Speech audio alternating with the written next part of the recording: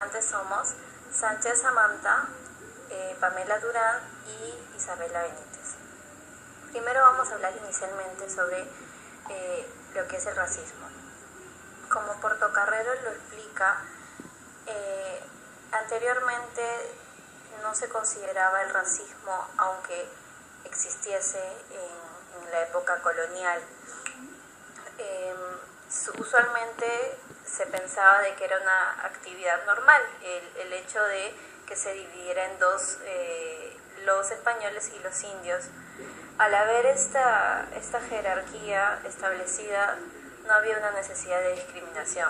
Textualmente, como Portocarrero nos lo explica, es la consecuencia del resquebrajamiento del rígido orden colonial, donde cada grupo tenía un lugar fijo en la sociedad, por lo que no hubo una necesidad de discriminación.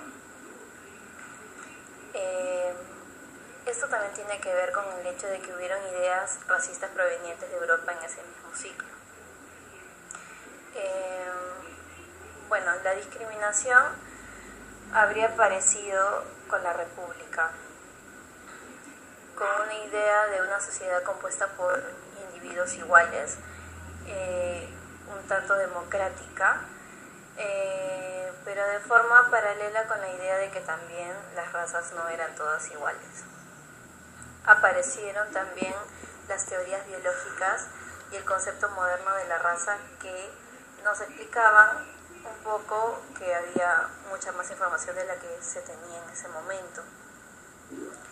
También el racismo no necesariamente tiene que ver con la palabra raza, sino también con el hecho de la naturaleza, la sangre y la descendencia de una persona. En esta época había una fijación muy permanente, muy fuerte, sobre lo que significaba la suerte de ser de sangre pura. Esto se demuestra mucho en los escritos y en cómo es que el odio, el resentimiento o la menospreciación que le tenían los españoles a los indios era recalcada. Por ejemplo, explicaban, los textos decían que eran demasiado bajos en la escala de la humanidad. Incluso no se los consideraba hombres, se los consideraba entre lo que significa ser un hombre y un animal. Por ejemplo, Doménico Tomás Ortiz los llamaba insensatos como asnos.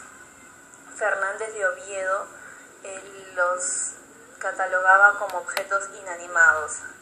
Todas estas descripciones que tenían para con los indios verdaderamente mostraban con cuánta naturalidad los veían como personas inferiores a ellos. Una persona muy conocida, Garcilaso, vivió y sufrió este racismo, siendo él mestizo, y lo explicó o lo demostró con las denominaciones raciales de la época. Por ejemplo, si tú eras el hijo de un español y una española, tú eras catalogado como un criollo. Si eras hijo de un negro con una india, eras catalogado como un mulato. El hijo de los mulatos era denominado cholo.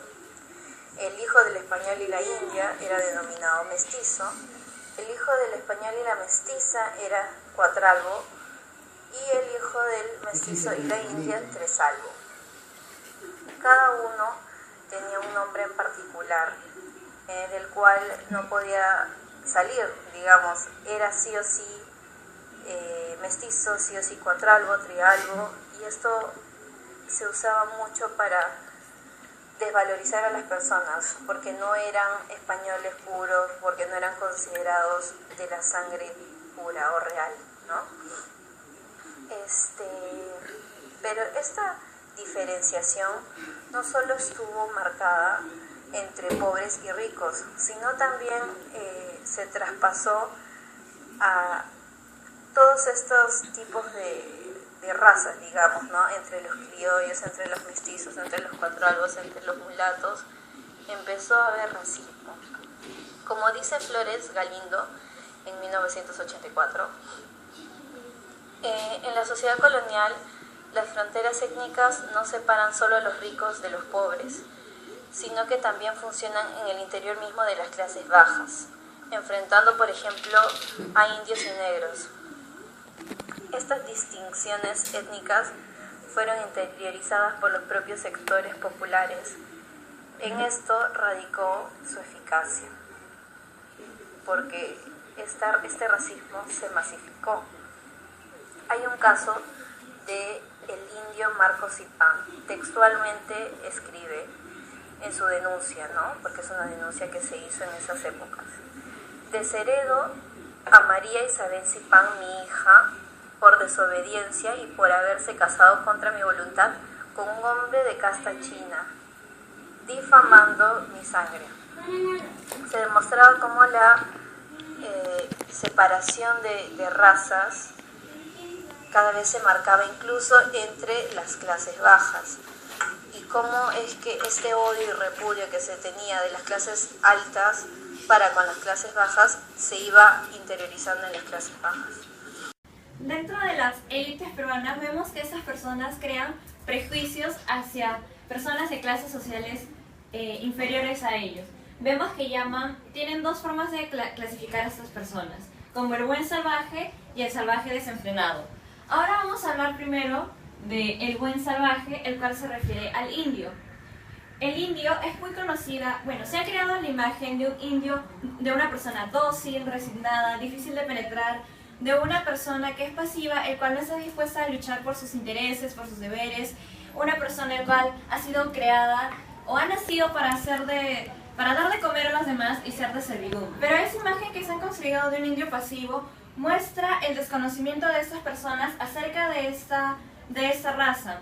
Pues tenemos un claro ejemplo de ello en la rebelión de Túpac Amaru II. ¿Qué ocurría? Pues los indios decidieron rebelarse contra el yugo español, decidieron rebelarse por motivos de defender sus derechos, porque vieron injustos el trato de los españoles hacia ellos y vieron injusto la imposición de impuestos indígenas hacia ellos.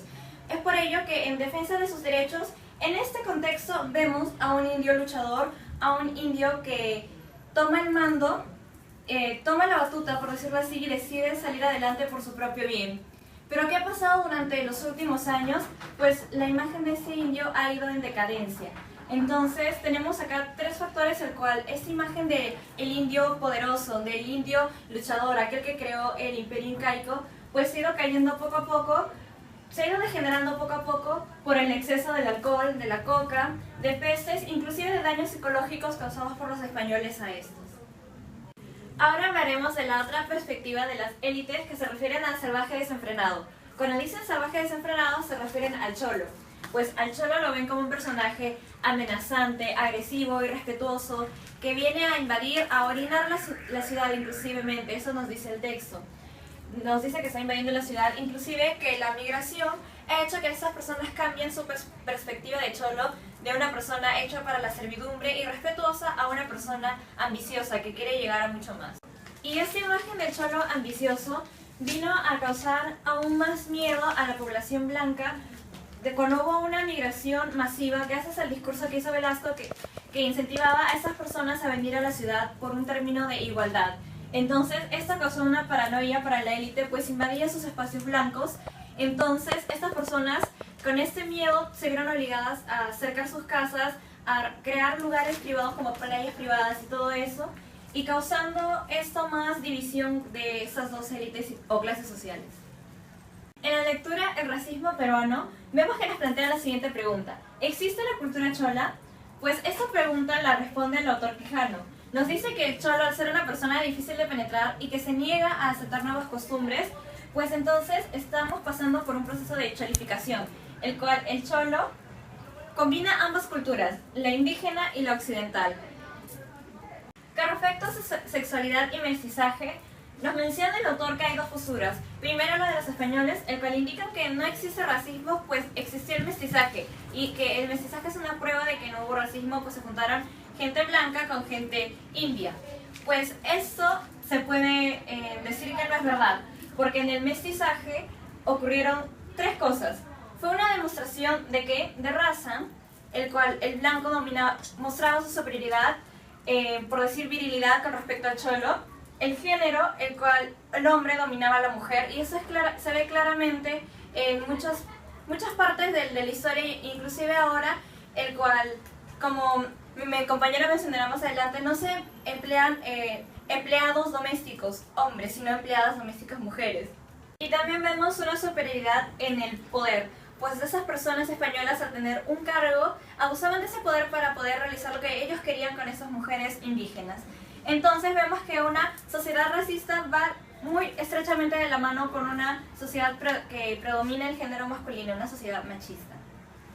El racismo incluye tres cosas fundamentales: la étnica, el aspecto social y el aspecto educativo. Por ejemplo, en el aspecto educativo podemos encontrar cuando hay una discriminación de una persona que sabe escribir a una persona analfabeta, o de repente una persona que estudia en un colegio privado hacia una que estudia en un colegio nacional.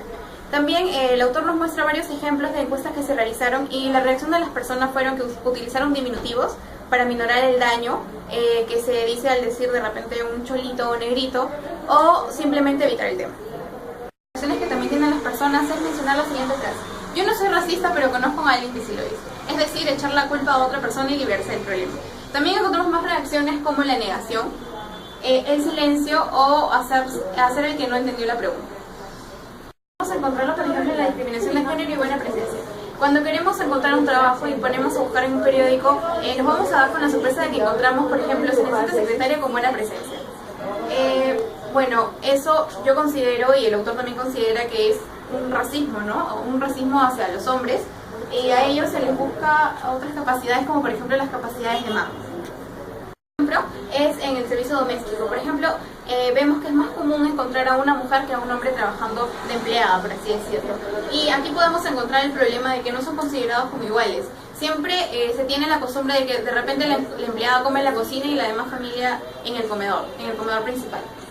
Las empleadas domésticas no solamente son víctimas de violación, sino también de maltratos. Podemos ver varios ejemplos aquí. Por ejemplo, en la actuación, usualmente los actores y las actrices suelen ser atractivas, a menos que sea el rol que desarrollen. Por ejemplo, en Al fondo del sitio, ¿no? Podemos ver el claro caso de los González, es por actuación. Creo, también podemos ver, como yo le explico a mi compañera, que en el mestizaje, en la época de la colonia, no era frecuente ver a una mujer blanca relacionarse con un hombre de otras razas. En más ejemplos podemos verlo en los concursos de belleza. Por ejemplo, las Misses Universo, las Misses del mundo, de repente los concursos internos entre países. Es frecuente ver a mujeres bonitas. El ejemplo que les di de lo que viene a ser la búsqueda de trabajo, que piden buena presencia para secretarias, y también con lo de los concursos de belleza, podemos llegar a la conclusión de que las mujeres son las más afectadas con este racismo. Bueno, de repente de manera indirecta, ¿no? Por ejemplo, usualmente creemos que una mujer es sinónimo de belleza, por lo tanto las mujeres se han visto obligadas, a pintarse el cabello, empezar a utilizar maquillaje, a las diversas cirugías plásticas que ahora son muy comunes. El racismo en las diversas guerras, a través de las clases dominantes hacia las clases a las que están buscando. Encontramos también resentimientos históricos, como de repente podemos tomar como ejemplo Perú y Chile. Hemos tenido varios conflictos durante la historia y por lo tanto un peruano suele discriminar a un chileno o viceversa. También podemos encontrar discriminación, por ejemplo, cuando Sendero Luminoso actuó, ponía afiches y propagandas contra la burguesía. Y bueno, después de hablar esto podemos considerar un movilizador político. Y bueno, se han dado varias soluciones, una de ellas es la de González Prada, que él decía que la violencia hacia el indio tenía que solucionarse con violencia. Que el racismo ha generado miedo, sentimientos de angustia y sentimientos de amenaza, por lo tanto a lo largo del tiempo se ha ido convirtiendo en un tabú. Y bueno, tenemos que Flores Galindo nos explica que el peor efecto del colonialismo ha sido generar una cultura de miedo, porque ahora no podemos expresarnos libremente acerca de lo que viene a ser el racismo porque se considera ofensivo. Por lo tanto podemos ver que esto no es saludable tanto como para el desarrollo del país como para un desarrollo personal.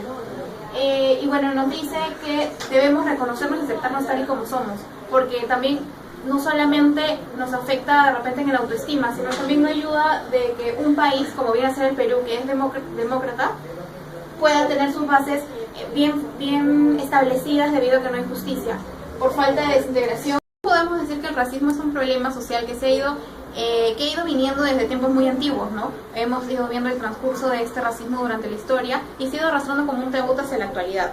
Entonces lo que nos trata de explicar el autor es que lo mejor no es callarlo, ni evitarlo, ni de repente empezar a echar la culpa a otras personas sobre ese problema, sino tratar de admitirlo, aceptarnos tal y como somos y así poder permitir que tanto nosotros, las demás personas y el país se desarrolle de una manera justa.